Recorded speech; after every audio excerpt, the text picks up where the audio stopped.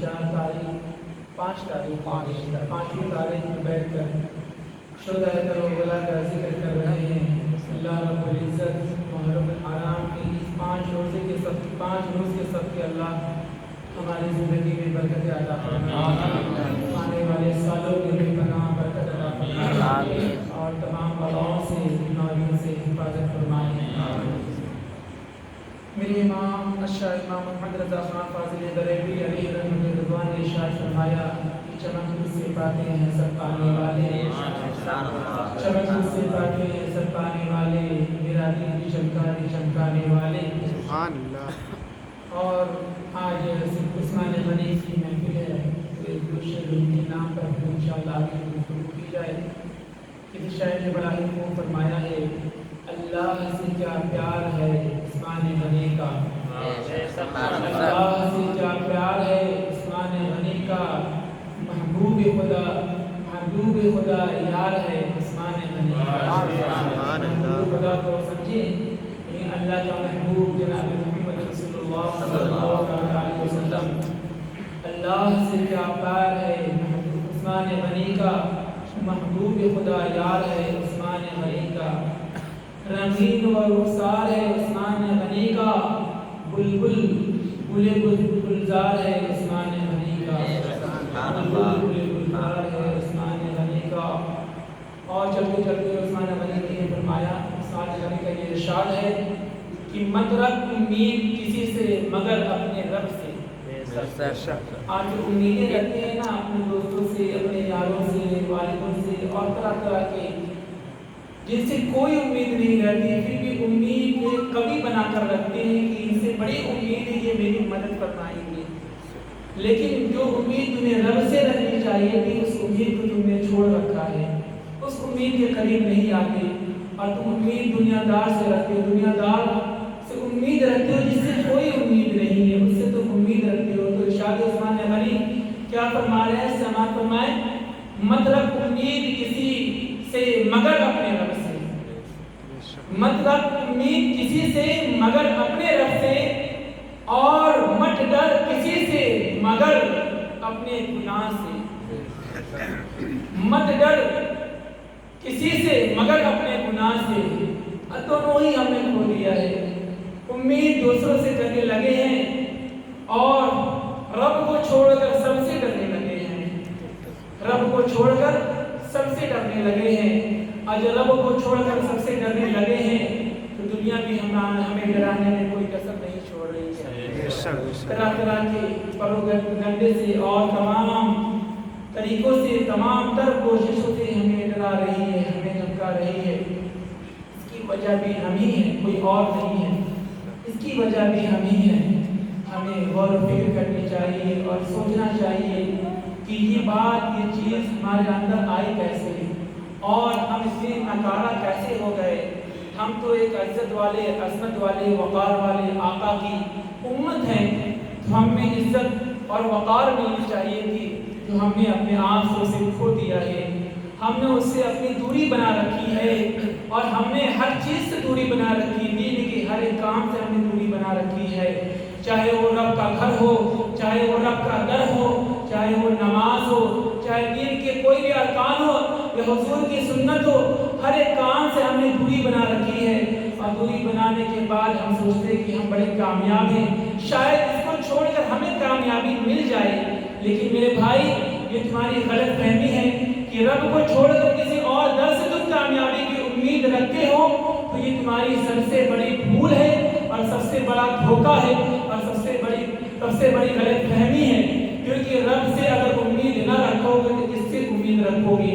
हम क्या, ये सहाबा किराम खुलफाए राशिदीन ने जब भी कोई काम किया है, अल्लाह के वली ने जब भी कोई काम निडर होकर किया है, तो उन्हें यकीन था ये दुनिया वाले मुझे क्या नवाजेंगे, जो मेरा रब मुझे नवाजेगा। उन्हें यकीन था रब की ज़ात पर, उन्हें भरोसा था रब की ज़ात पर, उन्हें पूरा यकीन था कि अल्लाह हमारी मदद फरमाएगा। दुश्मन सामने खड़े हैं, फिर भी डट कर खड़े हैं कि मदद करने वाला दुनियादार नहीं बल्कि परवरदिगार है। जो मदद परवरदिगार करेगा वो दुनियादार नहीं करेगा।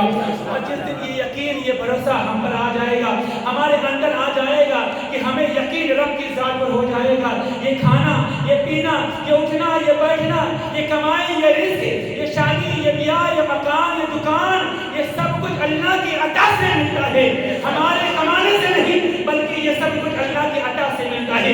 کسی دن یہ یقین رب کے ساتھ ہمیں ہو جائے گا تو اللہ پہ یقین ہو جائے گا تو اللہ ہمیں بے انتہا نوازنے لگے گا، اور جب اس دل میں دنیا کا ڈر نکل جائے گا اور اس دل میں صرف اور صرف ایک ڈر ہوگا، وہ ڈر کون سا ڈر؟ وہ ڈر رب کا ڈر، یعنی محبوب اللہ رب العزت کا ڈر۔ اور جب دل میں ایک گھر میں کوئی ایک ہی شخص ایک ہی رہ سکتا ہے، چاہے وہ رب ہو چاہے دنیا ہو، اگر تم نے دنیا میں رب دل میں دنیا بسا رکھی تو پھر تمہاری زندگی تمہیں مبارک، لیکن اگر تم نے دلوں میں رب بسا رکھا، اللہ کے رسول کو بسا رکھا، تو اللہ تمہیں دنیا بھی نوازے گا اور جنت بھی نوازے گا، سبحان اللہ، سبحان اللہ بنائے گا۔ آج اس محفل میں ماشاءاللہ بہت نئے چہرے بھی دکھ رہے ہیں، اللہ چاہے وہ برکت سے آئے ہوں، چاہے وہ لنگا ڈول کے ہوں، چاہے وہ کچرا بہرا کے ہوں، جس گاؤں سے بھی آئے ہیں اللہ ان کا آنا قبول فرمائے، اور ان کے آنے کو اللہ قبول فرما کر انہیں بہتر سے بہتر اجر عطا فرمائے، کیونکہ وہ 15 کلو 20 کلو کی مسافت طے کر کر ذکر شہدائے کربلا کی محفل میں آئے ہیں، اللہ ان کا آنا قبول فرمائے۔ ہم بغل کے گھر سے آ کر ذکر کربلا نہیں سن سکتے اور کہتے کہ بڑی محبت کرتے ہیں، جان دینے کا دعویٰ بھی کرتے ہیں، میں کہتا ہوں جان بعد میں دینا میرے بھائی، پہلے تم اپنے گھر والوں کو، اپنے یعنی ایک رشتہ دار ایک شادیوں میں بھی جاتے ہو تو اپنے گھر کے ہر ایک فرد کو لے کر جاتے ہو کہ بچے شادی ہے، ماموں کی شادی ہے، فلاں کی شادی ہے، بہن کی شادی ہے، بھانجی کی شادی ہے، تو پوری فیملی کو لے کر جاتے ہو اور شادیوں میں لے کر جاتے ہو اور وہ انجوائے کرتے ہیں، پھر واپس لے کر چلے آتے ہو، جو کوئی فائدہ نہیں، صرف اور صرف دنیا کے تعلق دنیا کا رشتہ مضبوط ہوتا ہے، لیکن جو اصل رشتہ ہے اور جو ہمیں اصل رشتے کو مضبوط بنانا رہتا ہے تو اس رشتے کو ہم فراموش کر اور ذکر محفل میں صرف اور باری بنا لیتے، آج ہم جا رہے تو کل تم جاؤ، کل تم گئے تو پرسوں وہ جائے گا، پرسوں وہ گیا تو نرسوں وہ جائے گا، نہیں، جب بھی یہ محفل کا تمہیں ذکر شہدائے کربلا کی محفل کا موقع ملے، مجلس سننے کا موقع ملے، تم خود بھی آؤ، اپنے گھر والوں کو بھی لے کر آؤ، بچوں کو بھی لے کر آؤ، بچیوں کو بھی لے کر آؤ، کیونکہ جب ذکر محفل مجلس محفل سجتی ہے تو یہ نہ دیکھیں کہ وہاں بیٹھنے کا انتظام ہے کہ نہیں ہے، شادیوں میں جاتے ہو تمہیں کون سا انتظام تمہیں مل جاتا ہے، جہاں پڑھو وہی سو جاؤ اور جہاں آؤ وہی ٹائم پورا کرو اور شادی سے فرصت ہو کر فوراً گھر کی طرف روانہ ہو جاؤ۔ میرے بھائی ذکر شہدائے کربلا کی محفل میں آؤ اور جہاں جگہ کے لیے وہیں بیٹھ جاؤ، کیونکہ تم اپنی عزت اپنے وقار کے لیے نہیں آئے بلکہ حسین کی محفل، حسین جیسا یہ عثمان غنی کی محفل ہے، عثمان غنی کا ذکر ہو، حضرت عثمان غنی رضی اللہ تعالیٰ عنہ، ایک عثمان غنی سخاوت کو کہتے ہیں، بڑا نوازنے والا، یعنی اپنے مال سے لوگوں پر خرچ کرنے والا، وہ عثمان غنی کے بارے میں آج انشاءاللہ گفتگو کی جائے گی۔ 4 دن سے مسلسل بیان، یہ چوتھا بیان، یہ تیسرا بیان ہمارا، یہ چوتھا بیان ہے، 3 دن سے چوتھا بیان ہے۔ ایک دن شہیدوں کے بارے میں بیان کیا گیا، دوسرے دن حضرت صدیق اکبر اور تیسرے دن عمر کے بارے میں بیان آپ نے سن لیا۔ آج تیسرے خلیفہ سوم یعنی حضرت عثمان غنی کے بارے میں سنیں گی کہ ان کی زندگی کا کیا کارنامہ رہا۔ یہ کوئی آسان چیز نہیں ہے، کسی بڑی شخصیت کے حالات زندگی کسی ایک محفل میں بیان کر دی جائے، نہ میرے اندر وہ تاب ہے، نہ تمہارے اندر وہ تاب، نہ میرے اندر وہ تاب جو میں بیان کر سکوں اور نہ تمہارے اندر وہ تاب ہے جو تم سن سکو۔ جیسے کہ یہ خلفائے راشدین کی بڑی تاریخیں اور بڑی محفلیں ہیں۔ حضرت عثمان غنی، آپ کا نام و نسب، آپ کا نام عثمان غنی، کنی عثمان اور کنیت ابو عمر اور لقب ذوالنورین لقب ان کا ہے، اور آپ کا سلسلہ نسب اس طرح ملتا ہے، عثمان بن عفان اور ابو العاص بن امیہ بن عبد شمس بن عبد مناف، یعنی پانچویں پشت میں آپ کا سلسلہ نسب رسول اللہ صلی اللہ علیہ وسلم سے جا ملتا ہے۔ آپ کی پیدائش عام الفیل کے بعد ہوئی، یعنی آپ کی پیدائش عام الفیل کے بعد ہوئی۔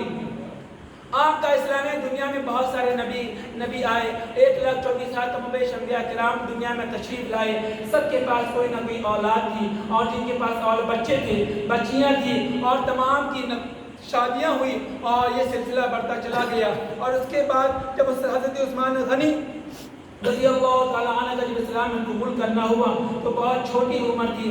حضرت عثمان غنی جب اسلام قبول کیے تو کس کے ہاتھ پر قبول کیے؟ حضرت عثمان غنی حضرت ابو بکر صدیق رضی اللہ تعالیٰ عنہ کے ہاتھ مبارک سے اسلام قبول کیا ہے. جب حضرت عثمان غنی نے اسلام قبول کیا تو اس وقت عمر ان کی بڑی کم تھی، بہت کم عمر کے تھے. جب انہوں نے اسلام قبول کیا، جب ان کے اسلام قبول کرنے کی خبر ان کے گھر والوں کو پہنچی تو گھر والے ان سے بڑا غصہ ہوئے اور بڑے ناراض ہوئے، بڑی دھمکیاں دینے لگے. تم نے اپنا دھرم یعنی اپنا مذہب چھوڑ کر کسی اور کا مذہب تم نے قبول کر لیا ہے، تو نے اپنا اسلام چھوڑ کر اپنا دھرم چھوڑ کر کسی اور کا قبول کر لیا ہے. کیا اس سے بہتر مذہب تھا وہ؟ کیا اس سے بہتر دین تھا وہ؟ عثمان غنی نے کہا وہ اس سے بہتر دین تھا، اس سے بہتر مذہب ہے. اور کیوں نہ بہتر ہو؟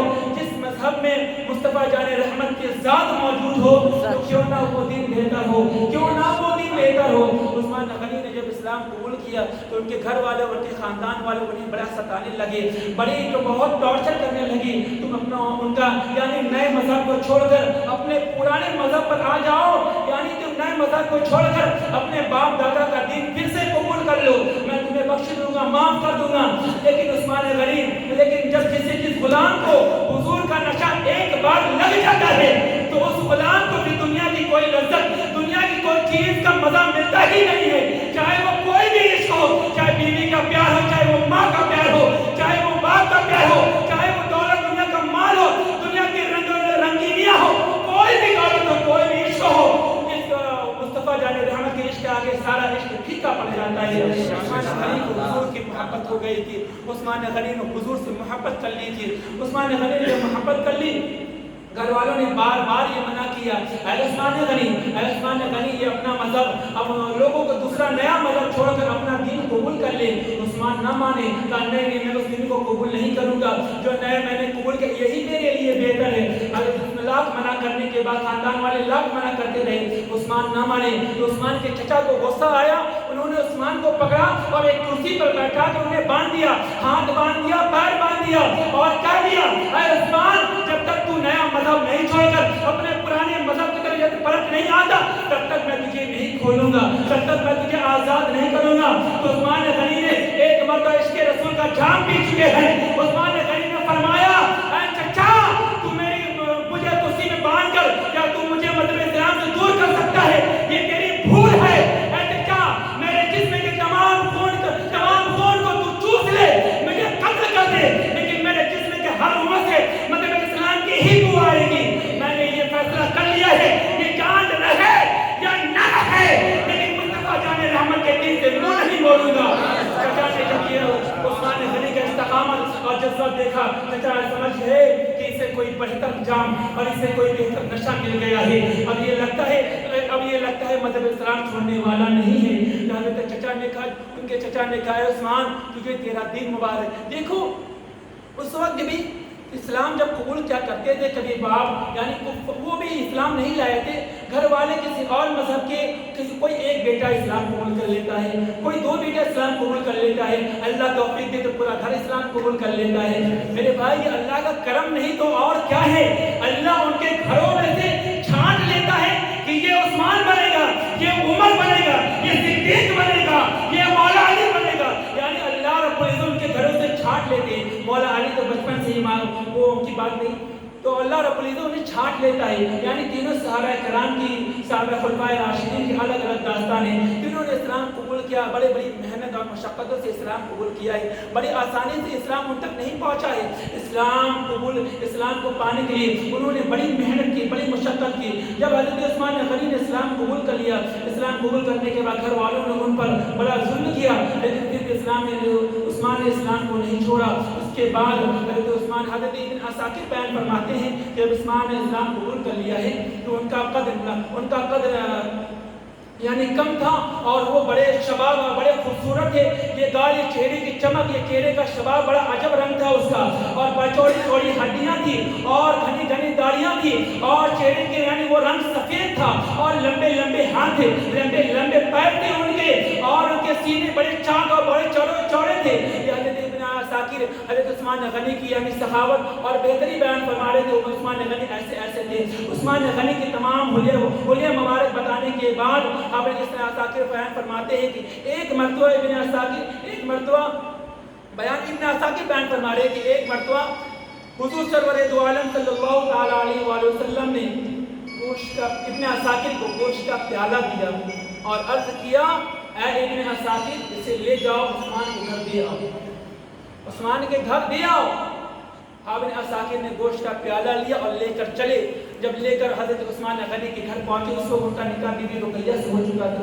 جب وہ گھر پہنچے تو کیا دیکھ عثمان غنی کی خوبصورتی اتنی زیادہ. جب حضور حضرت عثمان غنی کے گھر جب وہ پہنچے تو پہنچ کر کیا دیکھتے ہیں وہ کشمکش میں پڑ جاتے ہیں. کبھی حضرت رقیہ کو دیکھتے ہیں تو کبھی عثمان غنی کو دیکھتے ہیں. حضرت رقیہ بھی خوبصورت عثمان غنی بھی خوبصورت. وہ کشمکش میں جو کہنا تھا وہ بھول گئے جو دینا تھا وہ بھول گئے. کشمکش میں پڑے کبھی انہیں دیکھتے کبھی انہیں دیکھتے کبھی انہیں دیکھتے کبھی انہیں دیکھتے.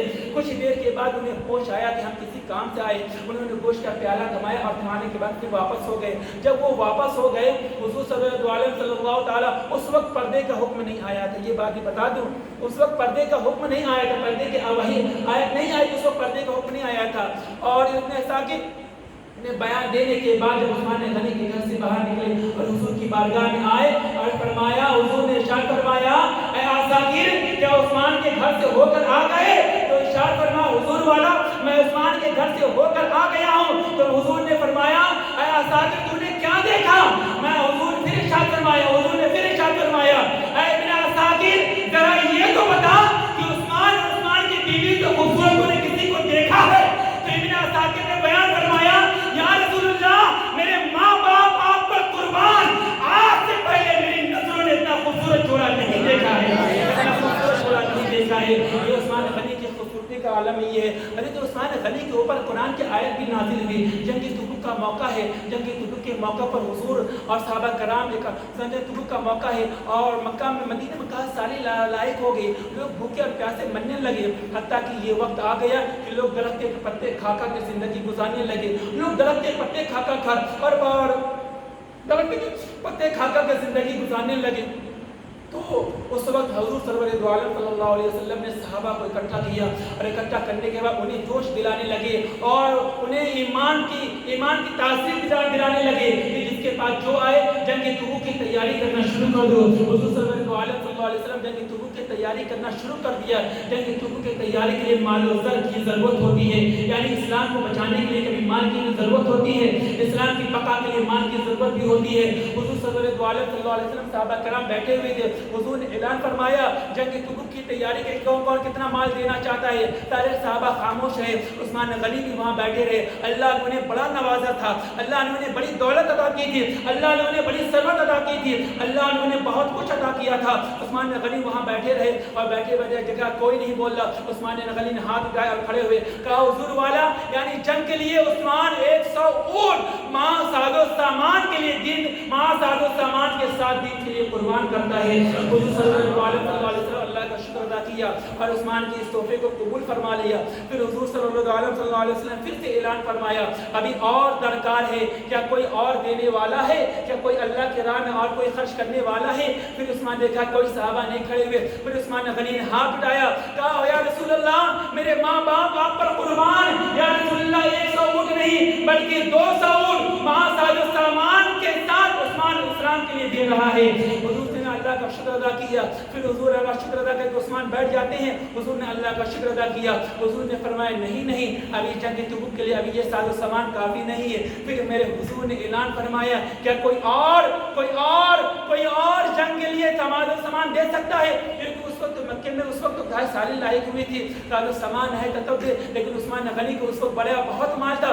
بہت اللہ نے نوازا تھا. جیسے اللہ جب جس سے دین کا کام لینا چاہتا ہے تو اللہ اسے پہلے نواز دیتا ہے. میں اس پر انشاءاللہ آخر میں کچھ دیر گفتگو کروں گا بتاؤں گا کہ اللہ کیسا اور کس طرح نوازتا ہے. لیکن عثمان حضور نے پھر اعلان فرمایا کہ اس سے جنگ کا کام پورا نہیں ہوگا. ابھی جنگ اسلام کی جنگ کے لیے اور کچھ مال کی ضرورت ہے. پھر حضور نے اعلان فرمایا. پھر عثمان نے ہاتھ اٹھایا کہا یا رسول اللہ 200 نہیں بلکہ 300 اونٹ عثمان دین کے لیے قربان کرتا ہے مال اور سامان کے لیے.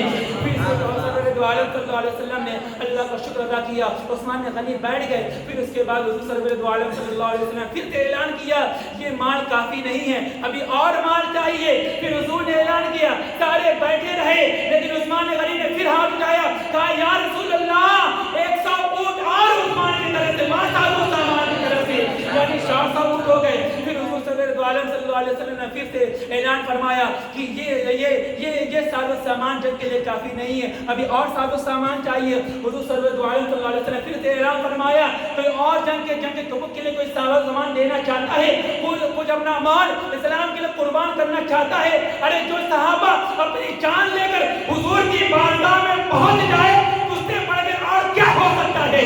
صحابہ تو اپنی جان لے کر حضور کی بارگاہ میں پہنچ گئے تھے, وہ مال نہیں بلکہ اپنی جان کا نذرانہ لے کر پہنچ گئے تھے. ان کے پاس دولت نہیں تھی تو کیا ہوا, شہرت نہیں تھی, عزت وقار دولت سرمایہ نہیں تھا, لیکن صحابہ نے کہا یا رسول اللہ میرے پاس دولت نہیں تو کیا ہوا, میری جان تو ہے, یہ جان آپ پر قربان ہے. میرے بھائی ہم نے غلامان مصطفیٰ ہیں, یہ جذبہ ہمارے اندر کب پیدا ہوگا, یہ جذبہ اسلام جذبہ انسانیت کب ہمارے اندر آئے گی. غلام مصطفیٰ جانے غلامی کا ثبوت ہم کب پیش کریں گے. پھر حضور صلی اللہ تعالی علیہ وآلہ وسلم نے ارشاد فرمایا یہ مال ابھی جنگ کے لیے کافی نہیں ہے. پھر حضور نے ارشاد فرمایا کوئی اور ہے جو مال قربان کرنا چاہتا ہے. حضور صلی اللہ تعالی علیہ وآلہ وسلم نے پھر ارشاد فرمایا کوئی اور قربان کرنا چاہتا ہے. پھر کسی نے نہیں اٹھایا. پھر عثمان نے ہاتھ اٹھایا, یا رسول اللہ 100 اونٹ اور مال سامان کا اسلام قربان کر. یعنی عثمان اللہ دین کے لیے ہبہ کرتا ہے, یعنی 600 اونٹ ہو گئے. حتیٰ کہ حضور بار بار فرماتے گئے, عثمان بار بار دیتے گئے, حضور بار بار فرماتے گئے,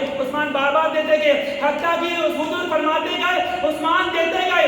عثمان 1000 اونٹ ماں ساز و سامان کے ساتھ جنگ کے تبوک کے لیے ہبہ کر دیا اور چندہ دے دیا ہے. آج ہم بھی تو چندہ دیتے ہیں, یعنی گھر کا جو سب سے خرچہ نوٹ ہو یا گھر کی سب سے بری چیز ہو, یعنی غریبوں کو کپڑا بھی دیتے ہیں تو گھر کا سب سے برا کپڑا ہم اسے ادا کرتے ہیں. یہ میرے لائق نہیں رہا, لیکن دیکھو عثمان غنی کی سخاوت اللہ نے انہیں عطا کیا ہے تو اللہ کے نام پر بے انتہا قربان بھی کر رہے ہیں. ہم قربان کرتے ہیں تو گھر کا سب سے پرانا کپڑا ہو یا گھر کا سب سے پرانا چپل ہو یا کسی کی مدد کرنی ہو, 10 روپے دینے کے بعد پورا اعلان کرتے ہیں. اگر رب کے گھر کے لیے بھی ہم عطا کرتے ہیں تو ممبر سے اعلان کرتے ہیں کہ فلاں کی طرف سے 1000 مسجد کے لیے, فلاں کی طرف سے 100 روپے مسجد کے لیے. لیکن دیکھو یہ سخاوت عثمان غنی کی کیسی تھی, یعنی 1000 اونٹ ماں ساز و سامان کے اسلام کے لیے نام پر چندہ دے دیا اور اس تک نہ کہا بتاؤ ہم بہتر یا وہ بہتر ہیں, کون بہتر ہے, کون بہتر ہے. ہمارے اندر بھی یہ شوق آنا چاہیے. یہ شوق کیوں کیسے آئے گا اور کس طرح آئے گا یہ شوق ہمارے اندر, کس طرح آئے گا یہ شوق ہمارے اندر. میرے بھائی ہمیں دین کے قریب آنا ہوگا, اللہ کے گھر کے قریب آنا ہوگا. حضرت عثمان غنی نے 1000 اونٹ قربان کر دیا اور قربان کرنے کے بعد پھر حضور صلی اللہ تعالی علیہ وآلہ وسلم ایک مرتبہ جنگی یعنی جنگ احد کی پہاڑی پر کھڑے تھے. احد کی پہاڑی پر حضور اور حضرت عمر اور حضرت ابوبکر صدیق اور حضرت عثمان غنی, حضرت عمر اور حضرت ابوبکر صدیق اور حضور جنگ احد کی پہاڑی پر کھڑے تھے. احد کی پہاڑی اچانک ہلنے لگی. جب احد کی پہاڑی اچانک ہلنے لگی تو حضور نے ارشاد فرمایا اے پہاڑی کیا تجھے معلوم نہیں تیرے اوپر ایک نبی سوار یا صدیق یا 2 شہید سوار ہیں. میرے حضور صلی اللہ علیہ وسلم کا اتنا کہنا تھا کہ وہ پہاڑی یعنی احد کی جو پہاڑی تھی جو ہلنے لگی تھی وہ ہلنا اس نے بند کر دیا. اور بند کرنے کے بعد اس سے کیا پتا چلتا ہے میرے حضور کا حکم بلکہ انسانوں پر نہیں بلکہ پہاڑوں پر بھی چلتا ہے. میرے حضور کی حکومت تو پہاڑوں پر بھی چلتی ہے. میرے حضور کی حکومت تو چرندوں اور پرندوں میں بھی چلتی ہے. میرے حضور کی حکومت تو آسمان سے لے کر عرش تک, زمین سے آسمان تک چلتی ہے. بلکہ زمین کے نیچے جو کیڑے اور مکوڑے ہیں وہ بھی میرے حضور کے فرمان بردار ہے. نافرمان بردار رہا تو غلام مصطفیٰ حضور کا نافرمان بڑھ گیا اور صرف غلامی کا پٹا لیے گلی گلی میں پھرتا رہتا ہے اور پریشان پھرتا رہتا ہے. لوگوں کے سامنے ہاتھ پھیلاتا رہتا ہے, کبھی پیسے کے لیے ہاتھ پھیلاتا ہے, کبھی کسی مسئلے کے لیے ہاتھ پھیلاتا ہے, کبھی کسی حکومت کے لیے ہاتھ پھیلاتا ہے, کبھی کسی مجبوری کے لیے ہاتھ پھیلاتا ہے, کبھی کسی کام کے لیے ہاتھ پھیلاتا ہے, کبھی شادی کے لیے ہاتھ پھیلاتا ہے, کبھی بچوں کی پرورش کے لیے ہاتھ پھیلاتا ہے, کبھی ڈاکٹری کے لیے ہاتھ پھیلاتا ہے, کبھی پڑھانے, کبھی میرے بھائی جب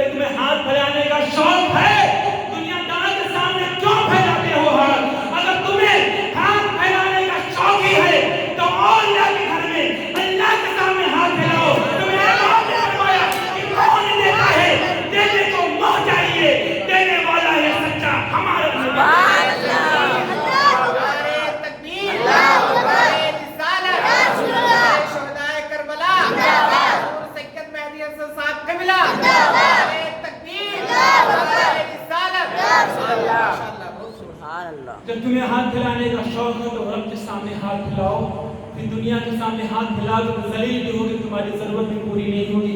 तुम्हें हाथ फैलाने का शौक है तो अल्लाह के सामने फैलाओ, अल्लाह अपने महबूब के सामने फैलाओ जो दुनिया को अता कर रहा है, चाँद को चांदनी अता कर रहा है, दुनिया को रोशनी अता कर रहा है, सुबह हुजूर की चमक से हुजूर चाँद को रोशनी अता कर रहे हैं, उनसे उनके बारगाह में हाथ फैलाओ। छोटी मोटी हाथ फैलाकर अपने आप को खुद क्यों बदनाम करते हो, खुद क्यों जलील करते हो, अपने आप के अपने ऊपर अपने दाग क्यों लगाते हो। तुम्हें हाथ फैलाना है, जब मांगना ही है तो हुजूर की बारगाह से कुछ बड़ा मांगो ना।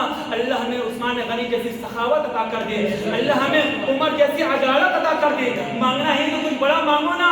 अल्लाह हमें सिद्दीक अकबर जैसी अल्लाह हमें सिद्दीक अकबर जैसा अता कर दे, अल्लाह तुम्हें अता करेगा। अल्लाह मांगना ही है तो मांगो कि मौला हमें मौला अली जैसी शुजाअत अता कर दे, अल्लाह जरूर तुम्हें अता करेगा। मांगो तो सही, मांगो तो सही अल्लाह की बारगाह में आकर, अल्लाह की बारगाह में सजदा रेज़ हो, फिर देखो अल्लाह तुम्हें कैसे अता करता है और किस तरह अता करता है और कहाँ से अता करता है, तुम सोच भी नहीं सकते। हज़रत अबू मूसा हज़रत इस्माइल हक्की रहमतुल्लाह तआला अलैह बयान फरमाते हैं कि मस्जिद नबी में एक मुनाफिक मस्जिद नबी में शायद मदीने मुनव्वरा की सरजमीन है, और इरशाद फरमाते हैं कि एक मुनाफिक रहा करता था जो उसके घर में एक पेड़ है, उस पेड़ की शाख एक अंसार के घर में चली जाए लटक रही थी।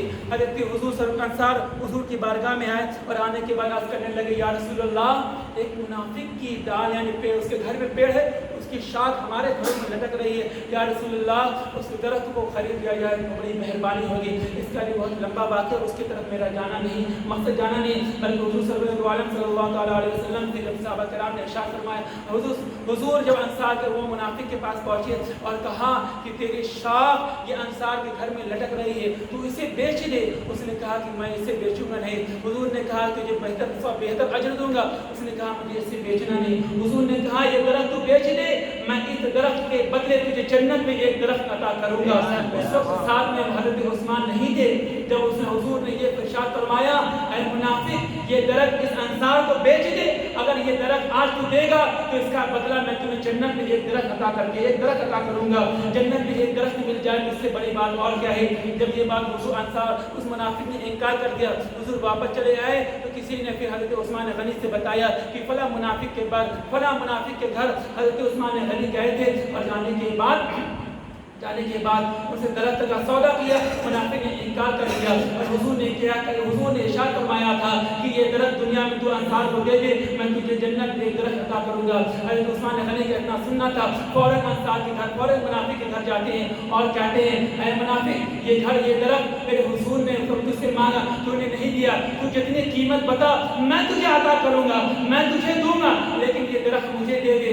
उस मुनाफिक ने वो दरख्त हज़रत उस्मान गनी को दे दिया, और जब देने के बाद हुजूर की बारगाह में उस्मान गनी वापस आए, और वापस आने का हुजूर वाला जो मुनाफिक को आपने सौदा किया था कि जो ये दरख्त जो अंसार को देगा, कोई भी, यानी सिर्फ मुनाफिक के लिए जन्नत का दरख्त है या किसी के लिए, तो हुजूर ने फरमाया कोई भी दे दे, मैं उसी जन्नत में एक दरख्त अता करूंगा। तो हज़रत उस्मान गनी ने फरमाया, या रसूलल्लाह, फिर वो दरख्त मेरा रहा, मैं आपको अता करता हूँ, आप मुझे जन्नत में एक दरख्त अता कर दे, आप मुझे जन्नत में एक दरख्त अता कर दे।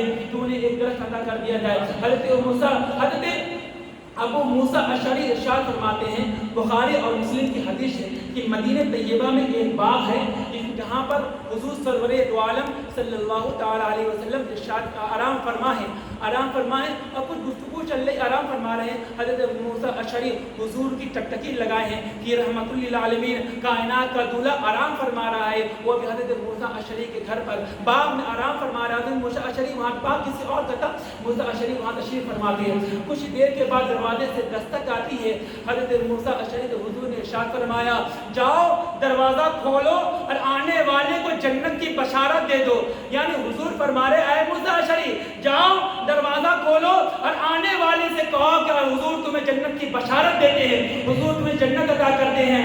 जब हज़रत मूसा अशअरी ने कहा कि हुजूर ने इतना बड़ा वादा कर दिया कि जाओ आने वाले से कह दो हुजूर तुम्हें जन्नत की बशारत देते हैं, हज़रत मूसा अशअरी सोचने लगे कि आने वाला कौन खुश नसीब है, आने वाला शख्स कौन खुश नसीब है जिसे हुजूर जन्नत अता कर रहे हैं, जिसे हुजूर जन्नत निभा कर रहे हैं। हज़रत मूसा अशअरी सोच रहे थे, काश उस शख्स की जगह मैं होता और मैं दरवाजा खोलकर अंदर आता तो हुजूर जन्नत मुझे अता कर देते। हज़रत मूसा अशरी सोच रहे कि वो कौन खुश नसीब शख्स है। हज़रत मूसा